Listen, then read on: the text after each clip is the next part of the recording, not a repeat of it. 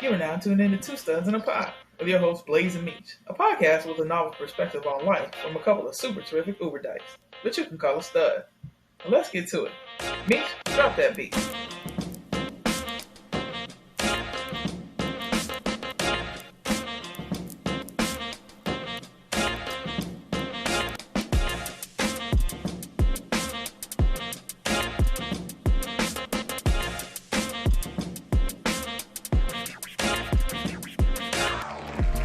Welcome back, Pete. You already know it's me, Blaze. And me, Meech. And we're a duo of everyday studs here to permeate your vibe with knowledge and nonsense of the stud kind, one episode at a time. And here we are for another week, episode 10. Almost halfway through season 3. All right. You know, they say time flies when you're having fun. What's good, Meech? Man, everything is good. Having a good week. Wifey and I did another Pride Festival this past weekend. This was the one where we had to get tickets for. And, you know, it was supposed to be everybody had to show their vaccination cards and whatnot, but nobody really had masks on when we walked in there.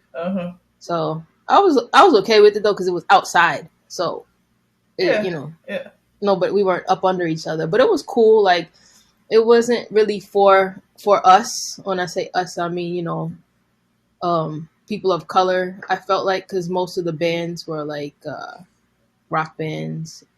But I mean, it was still cool. Like, I listened to that music. It's just not, I wasn't vibing to it. You know, it was Queen. Like, I think one of the bands was like Almost Queen. And, you know, they had a couple of opening acts. I think they were LGBTQ plus kids. But one of the guys was like a cover artist. So he was doing like popular songs. And he performed. Like, I can't remember his name, but he was putting on a performance. Like, I was like, he's going to make it. Like, whatever he chooses to do. Like, because he was singing live, but he was singing other people's songs. So he was pretty dope. But it was cool. You know, it was just cool to be out amongst our people. There were a few of us there. I fit in because, you know, my hair is purple and blue right now for Pride. You know, they had like food trucks and stuff. So it was just dope being outside. And we were able to bring in like our own drinks and shit. So we had made like, we got like those Capri Sun looking pouches and filled them with liquor. Yeah. So we were good to go. Like, we had our drinks on deck. I had my snacks on deck. We did visit the food truck though. Wifey wanted a funnel cake. But yeah, it was dope. Yeah, it was cool. It was real fun. I'm like, you know, ready to be back to doing stuff like that and going to festivals and enjoying music and just being out. And proud, of course. Yes. You mentioned being out. Yeah, no, go ahead. No, I was just like, you mentioned being out. I finally got to go back home this past weekend, and go see my people. To the 305? Yeah, well, I didn't make it all the way to the 305. I made it to the 954, but that's close enough. For this round, you know what I'm saying? I haven't been anywhere. I just realized that, like, I haven't really been anywhere. I've been doing so much work and stuff like that I haven't gone anywhere. Like, you know, wifey has taken trips. You know, they've been like errand trips and shit like that for the most part. But that's, you know, she's gone places like out of the zip code. Like, I feel like I haven't been out the county. Places like, besides Lowe's. Yeah, exactly. I'm like, you know why? All I can say is I've been to Lowe's. So that's the only place I fucking did, yo. I need to do some shit. So, yeah, my peeps, you know, I hadn't seen them in a while. They hadn't seen me in a while. So I was like, let's link up. So, yeah, we did that. And I was like, yo, I have got to eat outside by the water. So I'm like, if I'm coming down there, that's what I'm doing. Okay, I need to be by the beach somewhere. So we made it happen, and it was cool. You know what I mean? Like, we sat there, we had some drinks. It was just me and my homegirl. It was just crazy that when I say my homegirl, like, we're such the odd couple, but it's such a work like connection couple. You know, that random like, you're in high school and they're like about to retire age person. And you're, like, best friends and shit. I mean, it's not that dramatic, but it's close. But we're cool, you know what I'm saying? And it was like that. We sat there tossing them back into the boats going by and shit. With the, oh man, I miss it. Yeah, with the mad gay boats floating by. I was like, is it a gay boat parade or some shit going on right now? What? But yes, yeah. So it was cool. It was nice. It was fucking crazy to get out the house. I felt like a grown up again. Right. And then the mask thing, like nobody's wearing a mask, of course. It's fucking Florida. Oh yeah, it's Florida. Yeah. But I'm like, we're also in a restaurant. I'm like, it's weird, like to even wear the mask from the car to the seat. It's Right. like, yeah. Why? If everybody's gonna take them off anyway. Right, Yep. exactly. Yeah. So definitely at that point. But how did the story writing go? Didn't you had to finish that up this weekend? Yeah, man. I got it submitted. So I submitted the beginning of the story. I had to submit the first 25 pages. Celebration horse here. Facts, man. It was a journey, you know, and I thank Wifey for being patient with me because she was like my editor. All right. And I kept we kept bumping heads, you know, but yeah, teamwork definitely makes it. She gotta be able to tell you the truth, you know what I'm saying? Yeah. Exactly. So that was cool.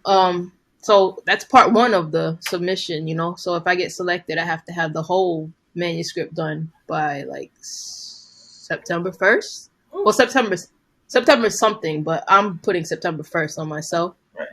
Because I need that pressure to get it done and to edit it and to make sure everything is how I want it to be. So I think that's like how people like you and I work. Because like to be able to get to that point, I've started so many different like stories, you know what I'm saying, that I have in my head and got them going, but because there's no like true deadline to drive me to like really make me sit there and do it, like they just get thrown by the wayside, and then I get distracted when I go back and read them, and I'm like, I'm in a different space in my life now, you know what I'm saying, that maybe what I had that character doing that's time might not work for me.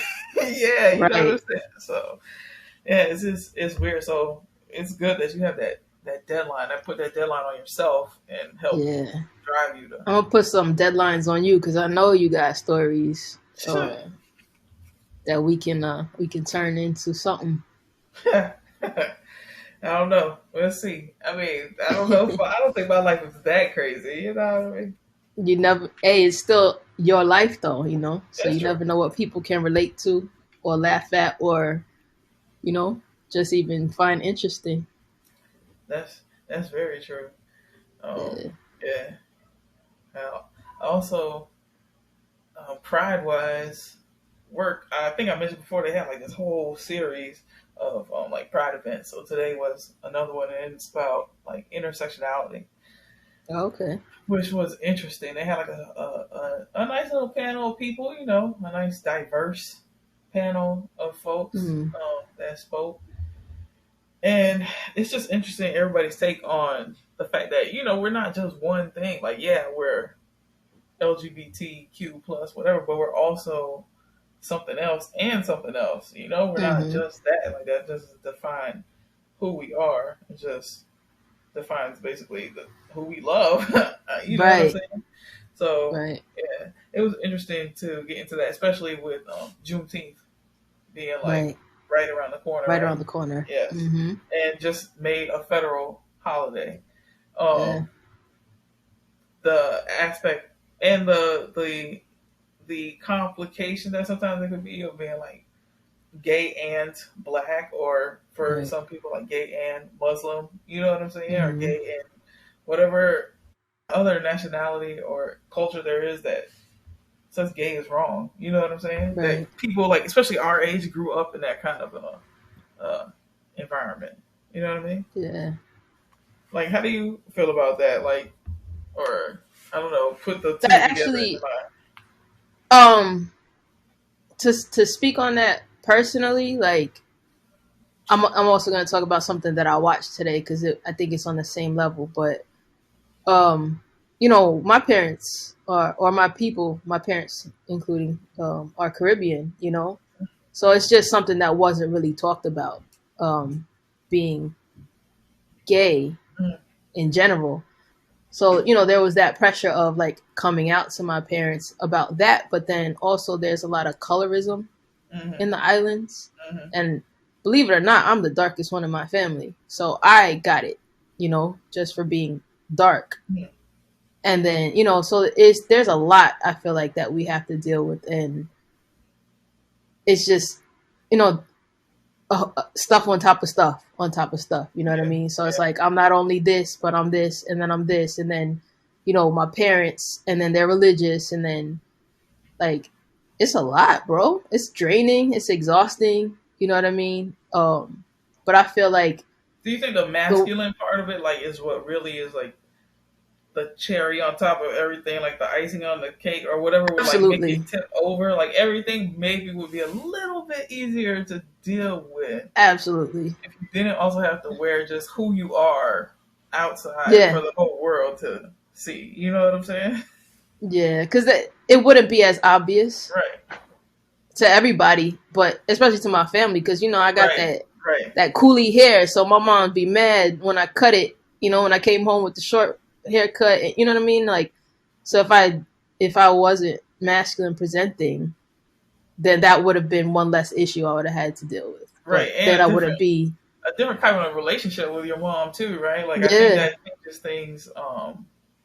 That changes things, and potentially with your pops. I mean, unfortunately, I will ever know like what that relationship would have turned into, you know what I'm saying, or been. But it's just, it even changes probably like how I feel or remember, you know what I'm saying, my pops, because that was the masculine figure that I had. Like that's who I would have been emulating. Right. Or who's to say that even my life would have turned out to be the same? Not to say I wouldn't be gay, because Lord knows. That was definitely or that I wouldn't in the cards. Be masked, because I've always been fucking stud, like from from the war. Okay. But I mean, I don't know. Maybe just my thought about masculinity or how I present it. Who knows what would have been different, but I think it's an interesting crossroads, because it probably would be easier if we were feminine. It would also be easier if we were not people of color. You know what I'm saying? If we had that one less marble in our in our side of things.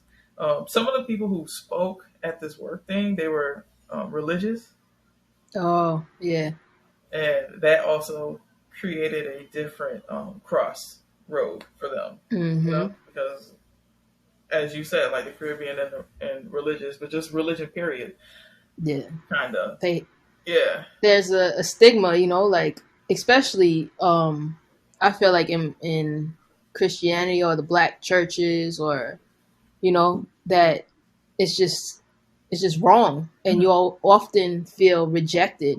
So how do you, even if you do believe in God or whatever you believe in, like, how do you accept that? Like, so you grow up feeling like something's wrong with you because you're being taught that how you feel like is wrong, right? Like, because of what somebody else doesn't make believes. sense, right? Because of what somebody else believes, whether they know you or not.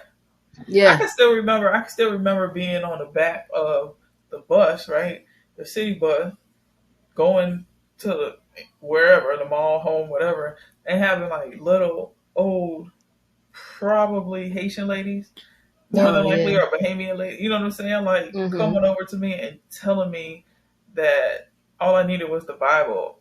Yeah, and trying to pray for you and shit. Right, exactly. And these were strange old women coming up to me. Stranger dangers. For real, on the bus. And then seeing like how religious people felt about, LGBTQ plus people, gay people.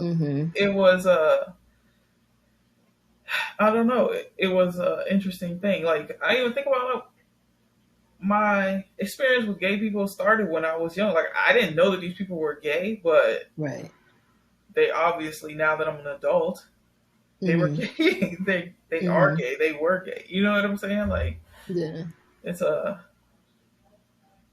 don't know. I don't know if I didn't know that because of my dad, right? And his religion, because my dad grew up Jehovah's Witness. Oh, okay. Or what? But I don't know. Yeah, but I think that also just in Caribbean culture, like, songs are made about gay people. So I grew up like singing about Chi Chi Man, you know, fire upon, you know, like come on. One of my And like favorite songs in the world to hear in the club used to be talking about burn down the club with the gay people in it, basically. Exactly. And where everybody is in the club, like, yes, burn down the Chi Chi Man. I'm like, no, why? Wait a minute. You had to check yourself, right? Like, wait a minute. That might not be the right thing to be singing. I don't think we should be playing this right now in the gay club. But it's a bunch of contradictions, and it's caused a lot of different feelings. You know what I mean? A lot to deal with. Oh my god! Yeah, it's crazy, craziness. It seems to me like I can't believe we're in here listening to this, but turn that shit up.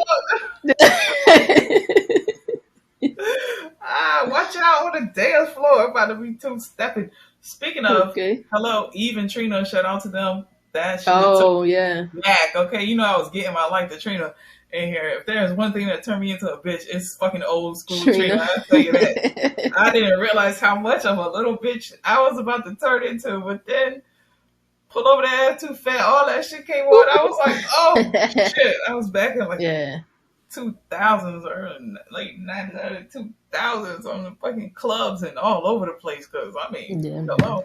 Trina had it.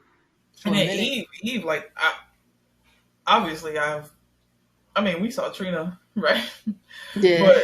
But, like, I ran into Eve, and I've seen her live a few times. So, I was a big Eve fan.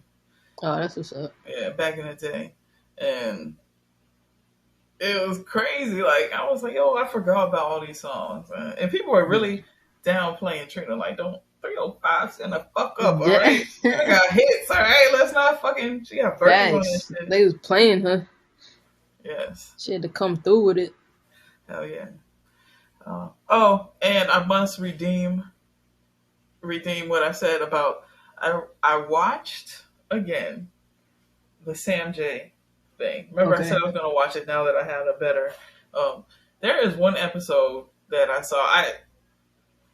I wasn't in the right headspace to watch it the first time, that's for sure. I was expecting like a comedy special, and it was not, it wasn't that. And it's like in episodes. But there is an episode, I don't know if it's 3 or 4, but you gotta watch this. Okay. You got to watch this episode. I don't want to spoil it for everybody, but that shit had me dying, okay? I was like, I cannot believe what I'm seeing right now. Oh, man. Yes. So all right, I'm gonna have to watch it. I highly recommend that. And then from then on, it was like, okay, now I get what's going on. So now I'm actually looking forward to the next episode coming out. So I apologize for my earlier. Yeah, because I thought it was a comedy special too. So yeah, now that I have a little context. Yeah, so I went. You know what I'm saying? I had a little medication, and I got to chill and partake in. And I had only watched like I said, I didn't realize there were like episodes like that, so I had only watched like the first and second episode, and you know, even Nikki was like, well, you know, what really bothered me the first time was just the N word, like the nigga. It was a lot of niggas, and she was like, I don't really, because she don't really talk like that, so it was like really, it got to her, but definitely worth the watch. So shout out to Sam J. I apologize. It's all right. You can redeem yourself, right? Yes. Yeah. Always. I can admit when I'm wrong. And that episode definitely, I was like, okay, that's representation now. I was like, a motherfucker. Okay, I like it. Yeah, that shit is shocking. And I can't believe more people aren't talking about it, to be honest with you. Really? Yeah. That goes to the NAACP festival that I was watching. They have like an ACE festival that I randomly came across because ever since I started writing, I started trying to like follow more entertainment accounts and stuff like that. So I think Issa Rae had posted because some of her people were going to be speaking at this festival. And today they actually did like a LGBTQ plus community talk. So they had 2 of the characters from Pose on there.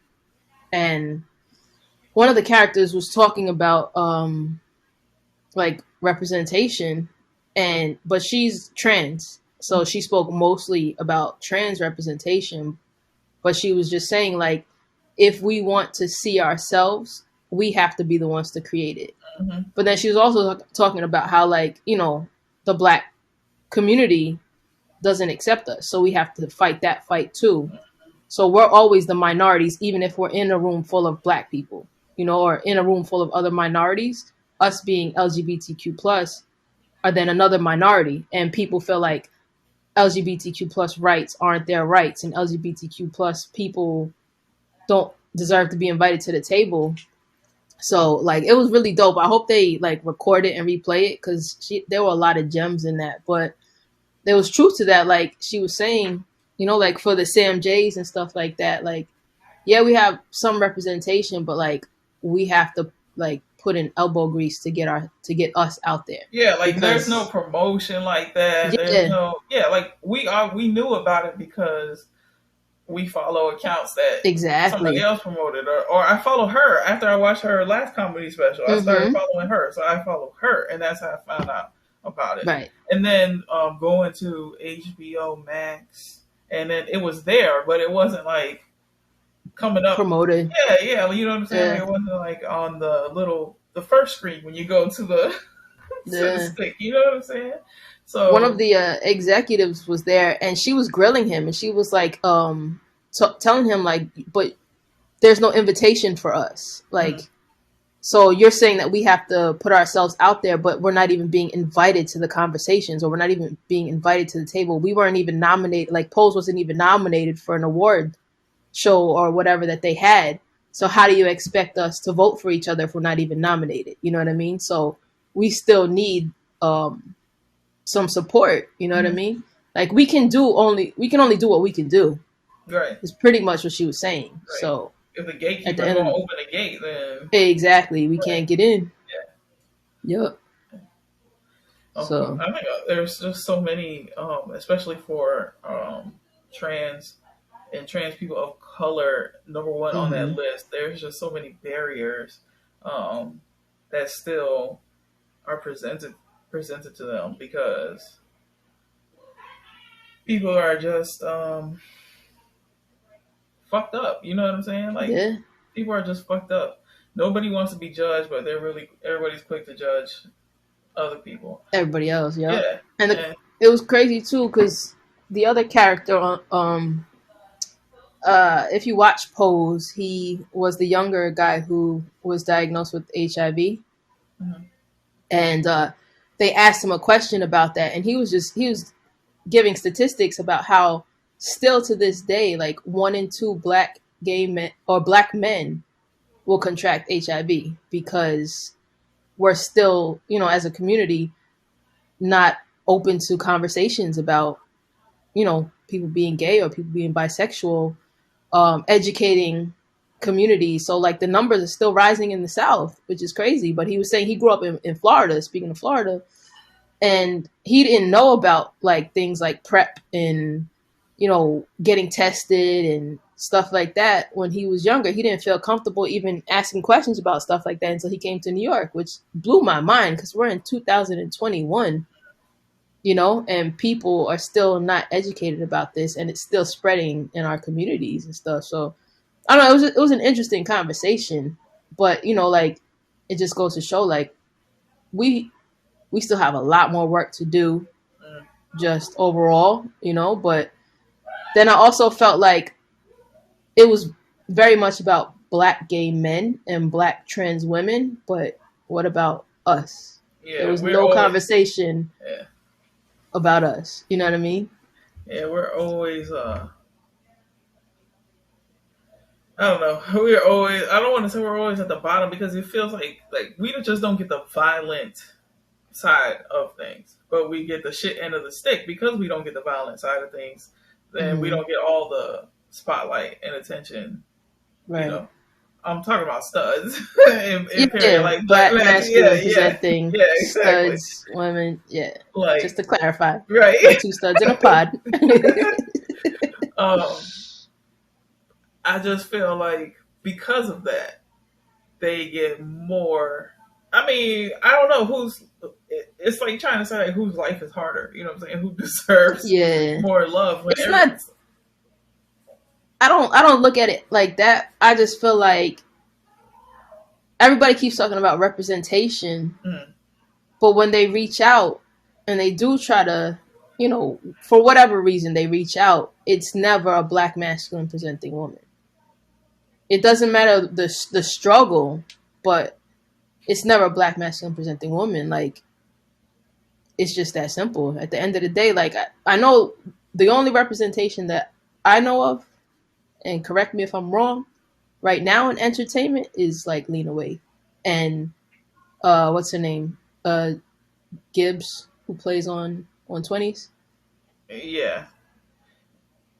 Oh yeah, I'm trying to think. Well, I mean, there's like, Young M.A. and what? I mean, like making moves, like a power, right? Like a exactly. power, like the Issa Rae version is definitely Lena Waithe, right? And that's all we have. Whereas Issa Rae she's one of a kind, yes, but she's not the only one. Like, she's definitely following in footsteps of somebody, and we all see her, and she does, the show is hers, and she's acting in it as well. You know what I'm saying? So she is like to compare the Lena Waithe, right? So we need more of that, and but we need Lena out there to do the things that she has to do to be able to open the gate, because she opened the door. Yeah, you know what I'm saying? Like, she opened the door for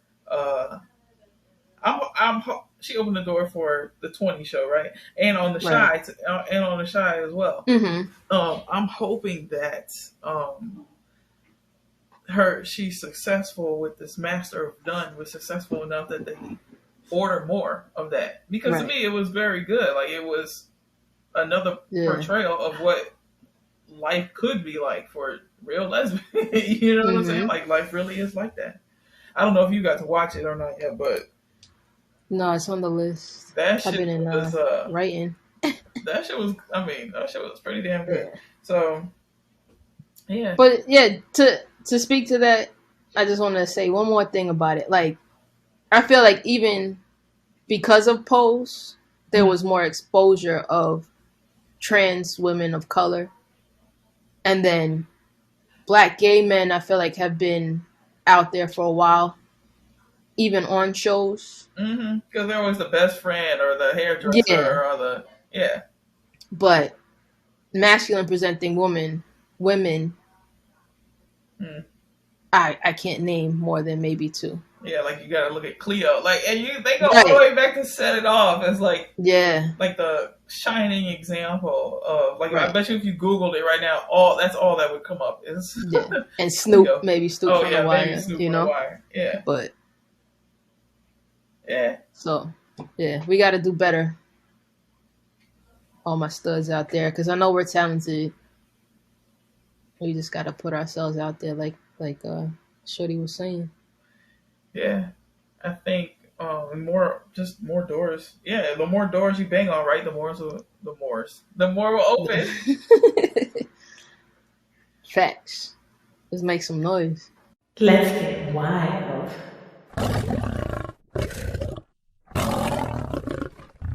It's a wild world we live in. Don't believe us? You obviously haven't spent any time on the internet. What's even more scary are some of the questions we come across from others seeking advice. But luckily for them, we're here to be their guide. This week's question is, what can a stud do to restore her girlfriend's trust after being disrespectful? I mean, when you say being disrespectful... Right. Elaborate. Right. I'm like, did you call her a pussy asshole? Or did you, like... Trick ass bitch. Apologize is probably first and foremost. But I'm sure you probably have done that profusely already. I think changed behavior is the best apology. Yes, you can't just say you're sorry. You really have to give her time and space to, like, see that you really are sorry, and not just check yourself. Right. Because if you said something disrespectful, maybe you need to watch your temper or figure out a better way to let out your anger. Yeah, I feel like if it's so bad you're taking it to Facebook, you probably did something disrespectful. Mm-hmm. So, you know, give her time and space to heal, and just keep letting her know that you're there and that you're not going anywhere, regardless of whether it's a physical disrespect or a verbal disrespect. Right. I mean, that would be my advice. Sound advice from two studs in a pod. And on that note, we're going to end the show here. Follow us on Instagram and Twitter at Two Studs in a Pod, and on our individual pages on Instagram and Twitter. For Meech, it's at the Homie Meech on Instagram and at Homie Meech on Twitter. For myself, it's at it's.me.blaze on Instagram and it's me Blaze2 on Twitter. Don't forget to check out our site, twostudsinapod.com, where you can find our latest episodes and more. For our voyeur peeps, be sure to visit our YouTube channel for the animated version of our podcast every Thursday. You can catch us on podcast platforms everywhere, including iHeart, Apple Podcasts, and Google Podcasts. Gratitude is always an attitude, so we want to say thank you for lending us your ear. Thanks for tuning in. Thanks for tuning in. Bye.